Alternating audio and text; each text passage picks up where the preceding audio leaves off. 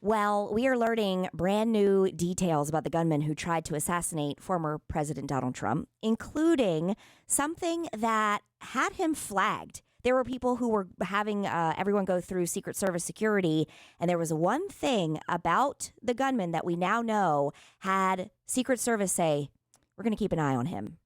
Near the magnetometer area where they're screening people in, he's carrying in his hand a rangefinder. It's a device that looks like a small pair of binoculars, but it's used by shooters to measure the distance when they're setting up a long-distance shot.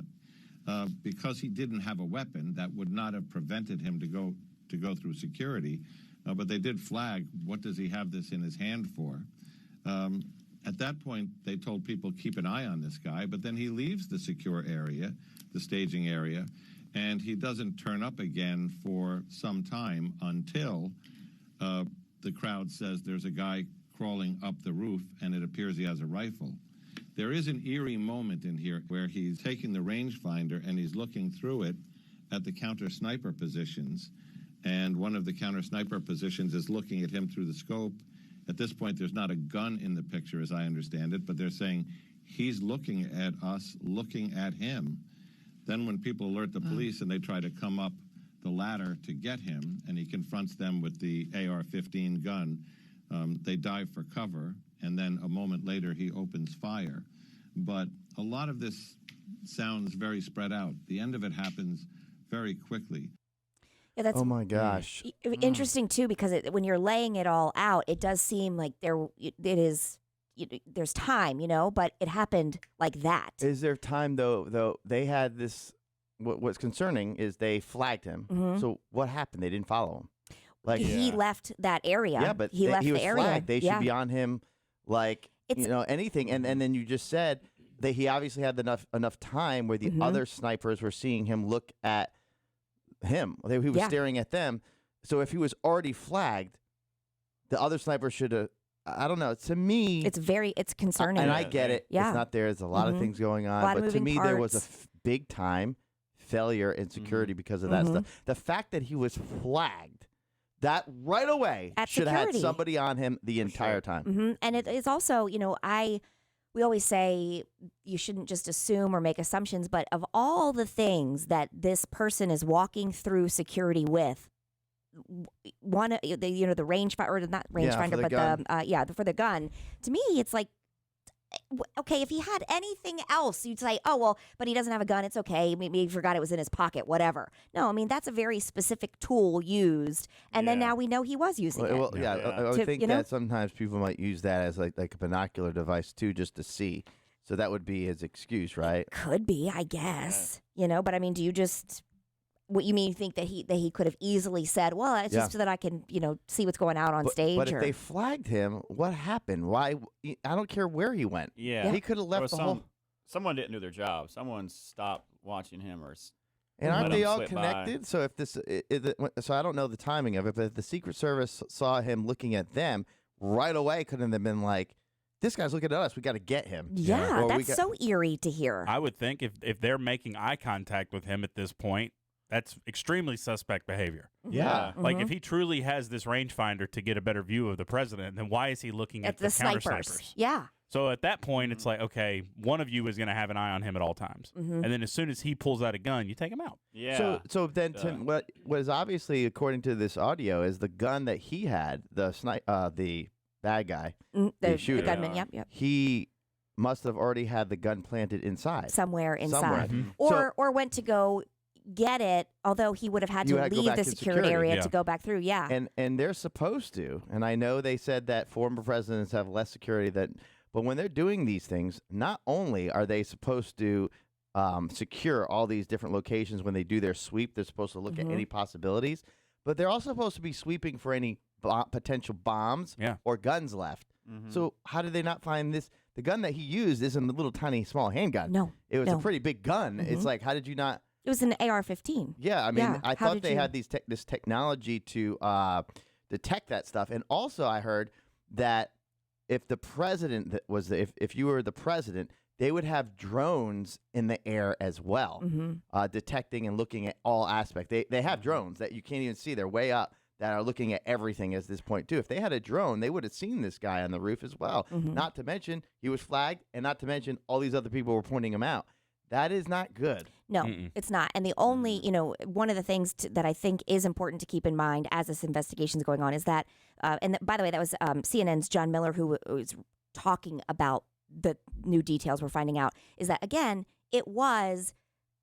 we're able to now lay it out and know exactly where everybody was and what everybody was doing, but it was such a short amount of time. I get that. But when you lay it out, it doesn't look good. And they prepare. They're supposed to prepare. This is supposed to be the best security in the world. And I'm surprised they didn't have drones, even for an event like that. Here's the other thing.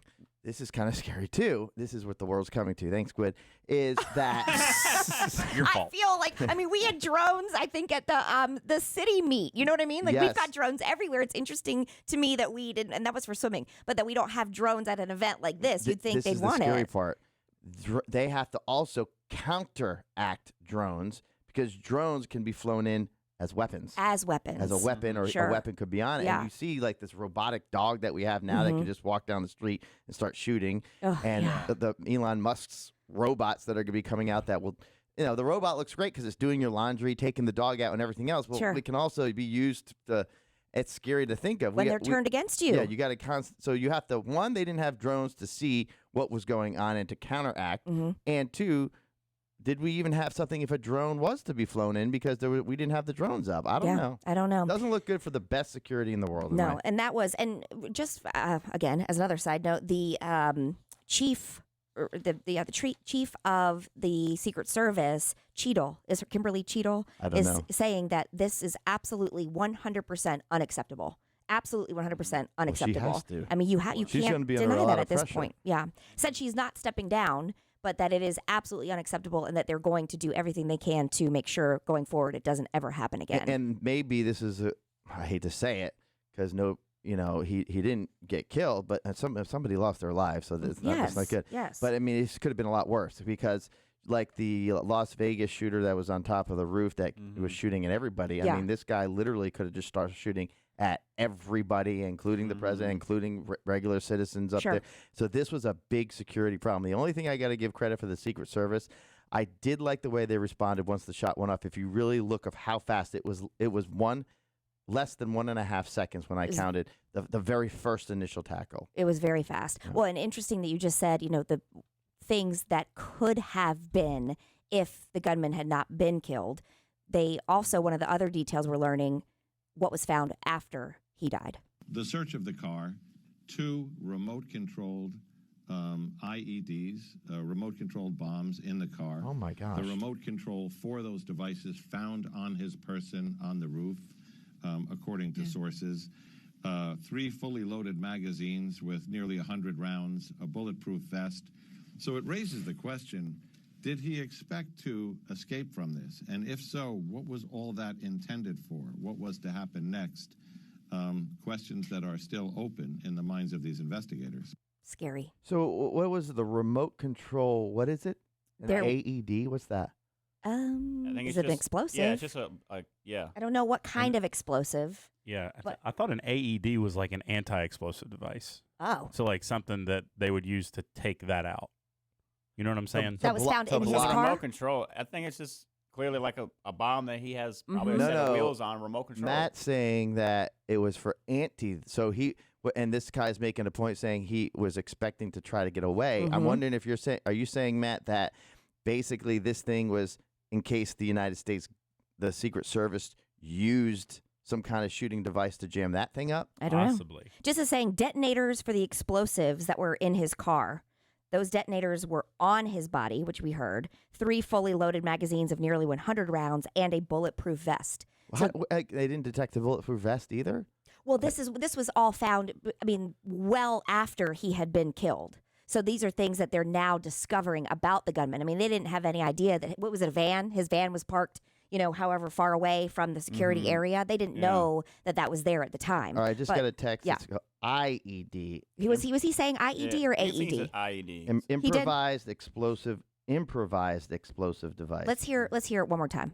The search of the car, 2 remote-controlled IEDs, Yeah, IEDs, okay. remote-controlled bombs in the car, the remote control for those devices found on his person on the roof, according to sources. 3 fully loaded magazines with nearly 100 rounds, a bulletproof vest.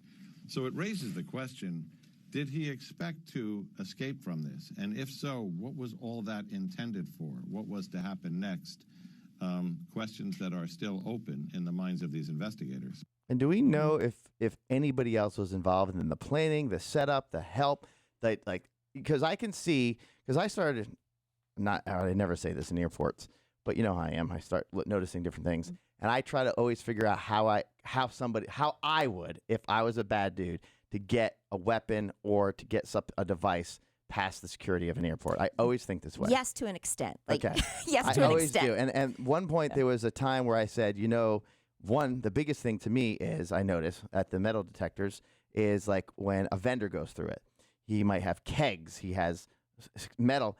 And they kind of do a search, but we don't really know what's in the keg. What if the keg had a false bottom and a weapon was in the keg, and he was a vendor, but he was in on it. He gets through security. Mm-hmm. Now he's past security. He can hand that to anybody, right? Yes. So we don't know if anybody in that facility, that vicinity, or had access to that place at all could have hid or helped hide some of the things the shooter got. Mm-hmm. Well, and you just think at this point, the investigation, they're just trying to piece it all together to find out. And one of the things that, they're talking to everybody, including former classmates, former teachers, family members. They went to the gunman's former place of employment. And well, he was employed at the time, and he had even planned to have a day off.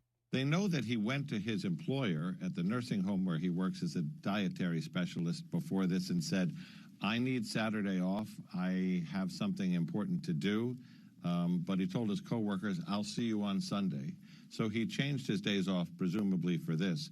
And is he just telling his coworkers so that they never suspect, he just happened to be off? Couldn't have been he him. thought that he was just going to get away with all Don't of it. know. That's what they're trying to get to the bottom of. I mean, security, it's very difficult. I mean, you think of all the security that we have now, and not only like the vendors and stuff like that, I even think like people in wheelchairs.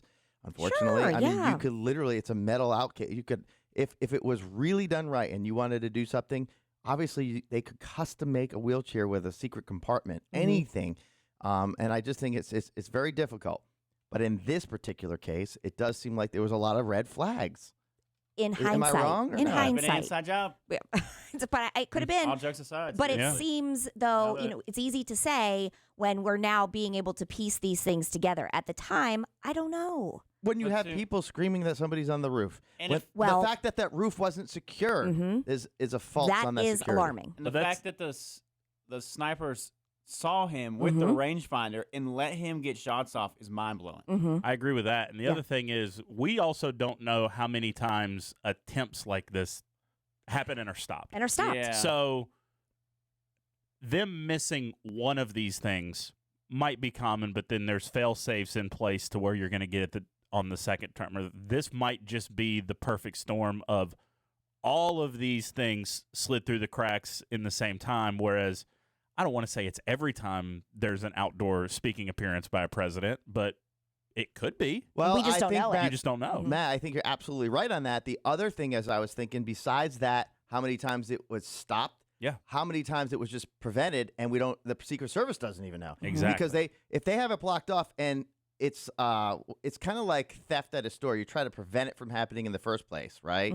So the Secret Service just typically all the stuff that they do, they might not even know what they prevented.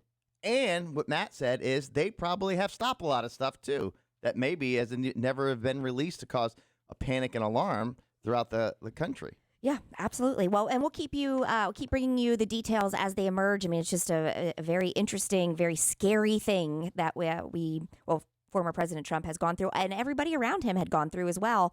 And such a big event that now we have all lived through is the fact that there was an assassination attempt on a president. It's very scary.